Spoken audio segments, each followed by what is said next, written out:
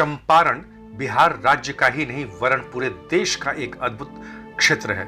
यह क्षेत्र काफी समय से उपेक्षित रहा, जबकि यह एक ऐतिहासिक क्षेत्र है, पौराणिक क्षेत्र है, प्राकृतिक सौंदर्य से परिपूर्ण क्षेत्र है। यहाँ वाइल्ड लाइफ सेंचुरी भी है तथा बिहार का एकमात्र टाइगर रिजर्व भी। कहने का तात्पर्य यह है कि इस क्षेत्र में एक लोकप्रिय पर्यटन स्थल बनने की सभी संभावनाएं वर्तमान हैं।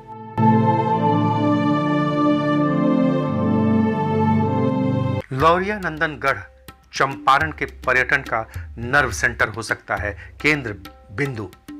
यहां पर 20 के करीब टीले पाए गए हैं, जिनकी अगर खुदाई हो तो पृथ्वी के गर्भ में छिपे कई प्राचीन कालीन ऐतिहासिक भग्नावशेष प्रकाश में आ सकते हैं।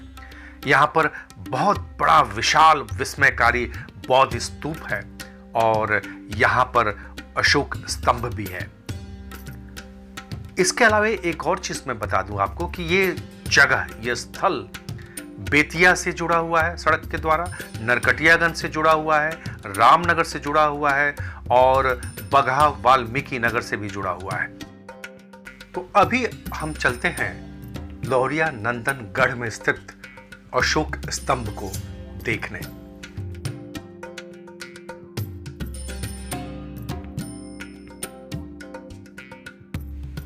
लौरिया नंदनगढ़ का अशोक स्तंभ अपने में अनोखा है। It is a single block of polished sandstone जिसकी ऊंचाई 32 फीट है।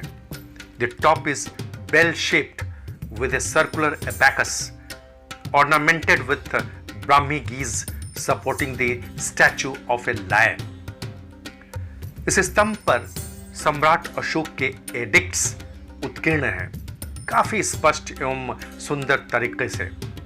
अशोक स्तंभ देखकर यह भी पता चलता है कि सम्राट अशोक के समय भारत कितना उन्नत था और शिल्पीकार कितने प्रवीण, दक्ष व कुशल। अशोक स्तंभ की विशेषता है कि इस स्तंभ में की गई कलाकृतियां अत्यंत प्राचीन हैं और बिना किसी आधुनिक यंत्रों के या गैजेटों की सहायता के बनाई गई हैं। अशोक स्तंभ इतने शक्तिशाली हैं कि इनको हिला पाना संभव नहीं। साथ ही सम्राट अशोक ने पहले ही से इसे अपने राज्य का राष्ट्रीय चिन्ह घोषित कर दिया था। बाद में चलकर इसे पूरे देश का राष्ट्रीय चिन्ह घोषित किया गया। सम्राट अशोक ने बौद्ध धर्म अपनाने के बाद बौद्ध धर्म का बहुत प्रचार प्रसार किया। भारत में सम्राट अशोक ने कई स्तूप और स्तंभ बनवाए।